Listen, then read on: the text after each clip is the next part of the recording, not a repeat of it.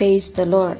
కొన్ని పొరపాట్లు మన ద్వారా జరిగి వాటి చేత బాధించబడ్డాక మరలా అవి జరగకుండా జాగ్రత్త పడతాం. నిజమే, ఎవరైనా ఒకసారి మనల్ని మోసం చేస్తే ఆ పొరపాటు మనల్ని మోసం చేసిన వారిదై ఉండవచ్చు.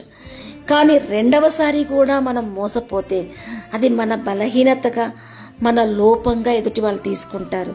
అందుకే 2 పేతురు 2:20లో యేసుక్రీస్తు విషయమే అనుభవ జ్ఞానము చేత ఈ లోక మాలిన్యాన్ని తప్పించుకున్న తర్వాత మరలా వాటి చేత చిక్కబడి వాటి చేత జయించబడిన ఎడల వారి కడవడి స్థితి మొదటి స్థితి కన్నా చెడ్డదగునని సెలవిచ్చారు. నిజమే, అనుభవం వచ్చాక మనం జాగ్రత్త పడాలి. కానీ ఏంటిలే అని నిర్లక్ష్య పడితే అది మన లోపంగా, మన బలహీనతగా ఇతరులు మళ్ళీ మళ్ళీ ఆ పొరపాటుతో మనల్ని మోసగించడానికి అది మన బలహీనతని వాడుకుంటారు.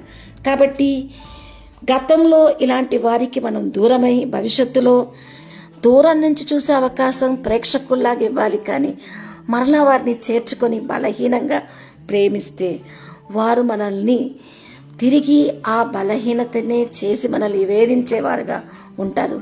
కాబట్టి ఇలాంటి అనుభవము చేత వాటిని ఎక్స్పీరియన్స్ అయినాక ఖచ్చితంగా జాగ్రత్త పడి మరల వాటి చేత జయించబడకుండా ఉండాలని దేవుడు సెలవిస్తున్నాడు.